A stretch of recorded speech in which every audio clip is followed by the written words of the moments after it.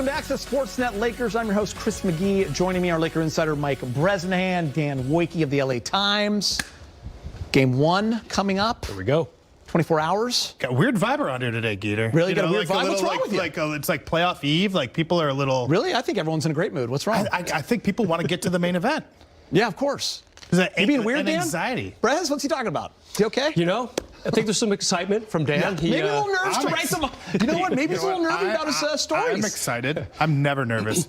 You know, Like, do you think you'll write some bad stories? Here's the thing, Geeter. Did you miss that line? Geeter, when you stay hot, you don't get hot. That's the thing. That's how I operate. Like, I'm like D'Lo. I think you're a little Like nervy. I like that. All right, the West playoffs are heating up after beating the Grizzlies in 6 games in the first round. The Lakers now know their next opponent, taking on the Warriors in the conference semis after their series against the Kings went 7 games. That was an absolute fun one to watch yesterday. LeBron speaking at practice, taking on the Dubs in round 2. You got to be super duper locked in. You can't make a mistake. You just can't. You can't make a mistake. They make you pay. It's literally that simple. You know, some teams I've played in my career that's had that notion on you, and they're one of them. They're right there at the top. You know, along with some of those great San Antonio Spurs teams, where you just, if you make a mistake, they make you pay, and it's that simple. So we have to be locked in. You know, because they're going to already do a great job of scoring anyways, even when you got a body on top of them. You've seen some of the shots that, the routine shots Steph was making in Game 7 that everybody was going crazy at, but that's just Steph. That's you're that great, you know, you make tough shots like that. So we got to be locked in and you know, not hurt ourselves. Obviously, if you watch them play, the movement never stops, any of them, all 3 of them. You know, they're just as dangerous when they give up the ball as when they have the ball. So you just got to stay locked in literally all 24 seconds on the shot clock, because, you know, they like getting them up early in the shot clock, but also they'll stretch out the shot clock and get good looks late when teams relax. So obviously, you know, Steph and Jordan play a lot alike. But, you know, Steph is a different animal, as you seen yesterday. So it's all about, you know, us really, you know, executing our game plan. We've been preparing behind the scenes. We were preparing for both scenarios. So, I mean, my hat's off to them. They show why they're great and why they are who they are.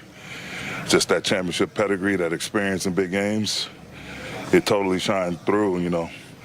Not with Steph's 50 only, but even Looney with his 20, I think it was 21 rebounds. Like, they came ready to play and they did what they had to do. So now should be a fun series. Fun series indeed, Darvin. Historically, Steph Curry had himself a night in Game 7, if you want to say it that way. Most points by a player in a Game 7 in NBA history. Remember, KD had 48 and was a toenail away from winning that semifinal in 2021. 49 would have been Dominique. number there. 49 would have been nice. One short. Steve Nash would have a title under his belt probably and still be coaching. Dominique Wilkins had 47. Look at that list. Luka's on there. LeBron's on there twice. Listen, I want to say this to everyone watching. Steph, this is a Lakers show, but Steph was that good, and that performance warrants the lead in our show. It deserves it. Another signature game, Brez, in this epic career of Steph Curry's. Now, what more can you say? I mean, I was lucky enough to be there in 2016, you know, when we had a titanic series between Steph and LeBron. Yeah.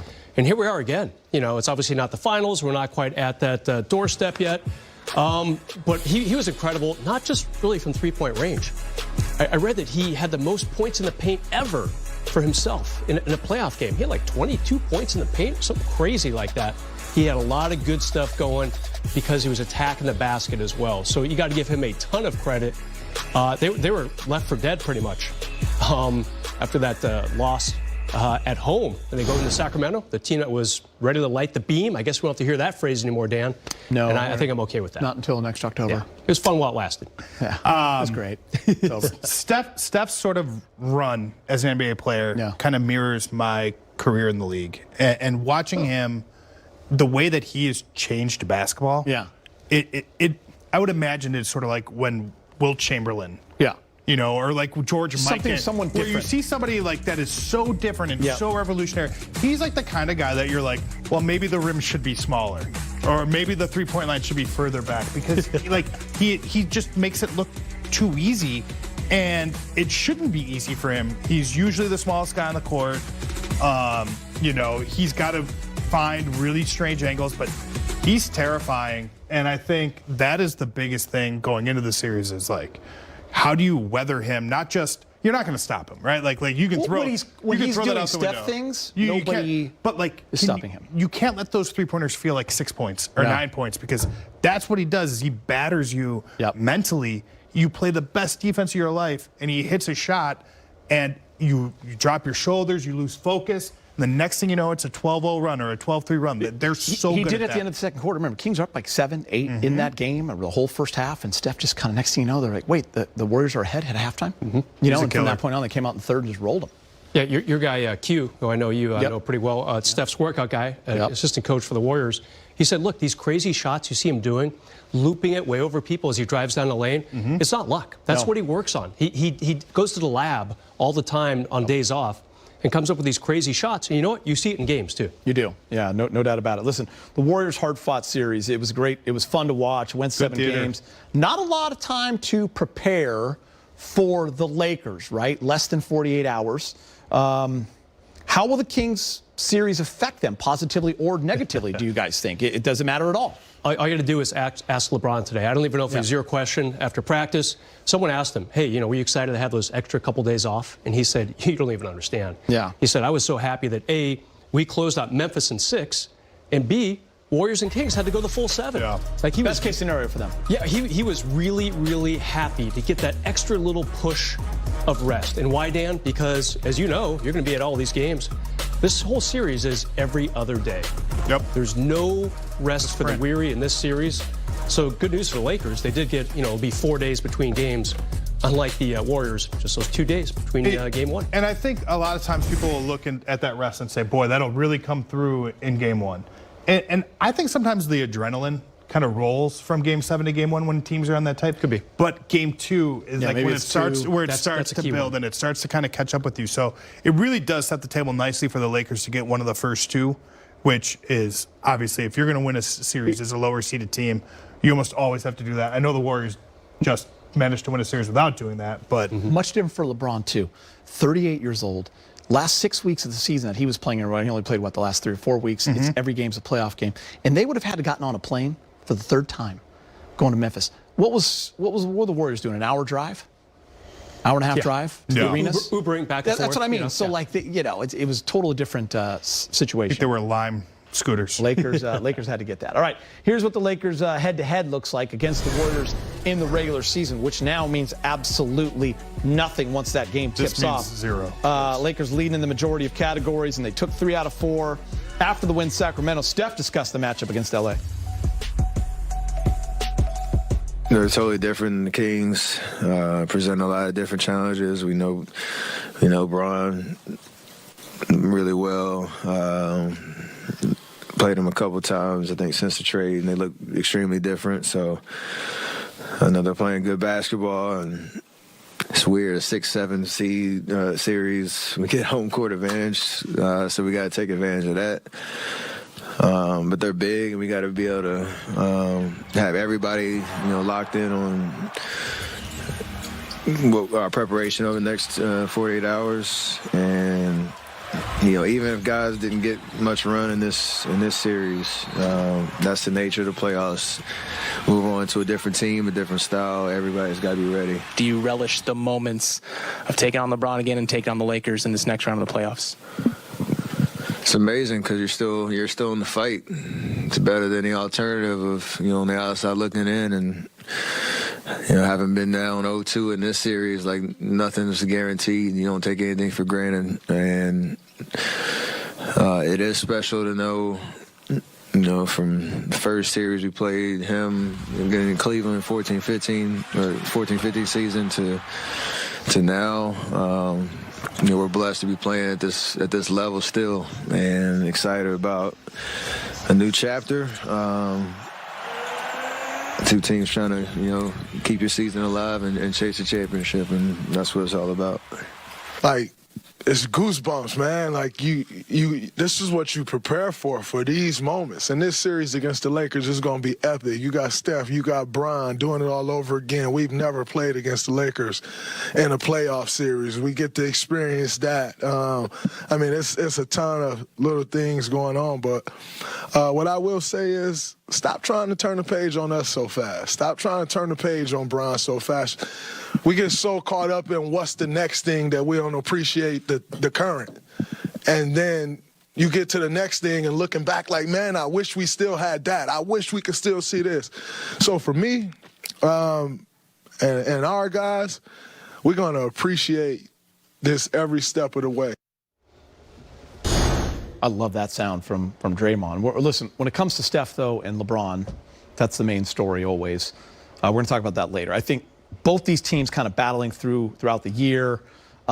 The fact that they're here, this is going to be such a great matchup. I really feel it's what the NBA needs. It's what we all need. And I just think everyone's excited to see these teams go at it, Press. Yeah, Draymond's right. Star power. So you stop trying to bury LeBron and Steph and saying, all right, what else do we have? We got Luka Doncic. Mm-hmm. Yeah, how are they? We got the Clippers up and coming. Yeah, how are they?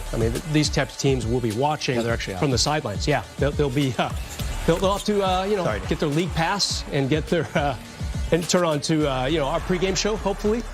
But this could be an awesome series. How happy is Commissioner Adam Silver right now, Dan? We talked about this in the podcast. You see him? He's glowing. He's glowing. Way more flushed. This matchup is ridiculous for a second-round matchup. He's got to be happy, right? I would think, right? Is it a ratings bonanza, you think? I will say this. That's going to be my catchphrase tonight. I will say this. Would you rather have Minnesota-Sacramento, like in the first round? No, we're good. Okay, we're good on this, I think, if you're a league type.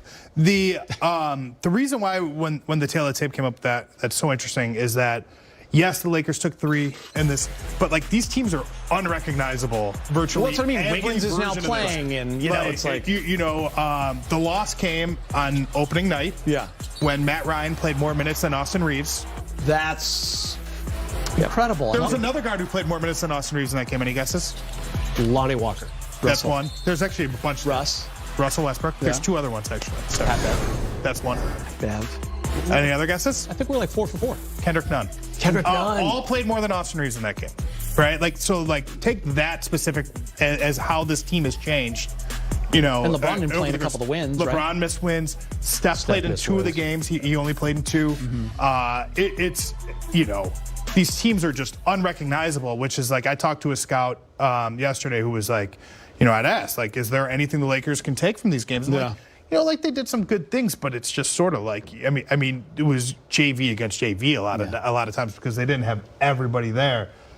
Everybody's going to be there for this, and that's what's so exciting about it is that you're going to see the Lakers at full strength. You're going to see the Warriors at full strength, and go at it. And it's geographical. There's all sorts of intertwined storylines. People who grew up as Laker fans coach the Warriors who. Plays shooting guard for the Warriors. You've got LeBron and Steph. It's a real juicy series. Now you're excited. Let's go. Game 1. I'm so excited. Keats, let's go. You're such an excited fan. Go. In San Francisco. Join us for complete pregame coverage at 6 o'clock here. Wojcicki has Spectrum arrived. Sports at the Lakers and Warriors game will be on TNT. Sounds like a Bears game. But you know to switch back here after the game for complete highlights analysis. No one gets that excited at Bears games. Post-game interviews. Still to come. Do you like your draft? The matchup between LBJ and Steph Curry is renewed in round 2 of the Western Conference playoffs. Ahead, Bron on playing against Curry. Plus, the stars have come out to play in the NBA playoffs. Up next, power rankings on the best of the best in the postseason. I'm excited. Whoa. Let's break. Woo.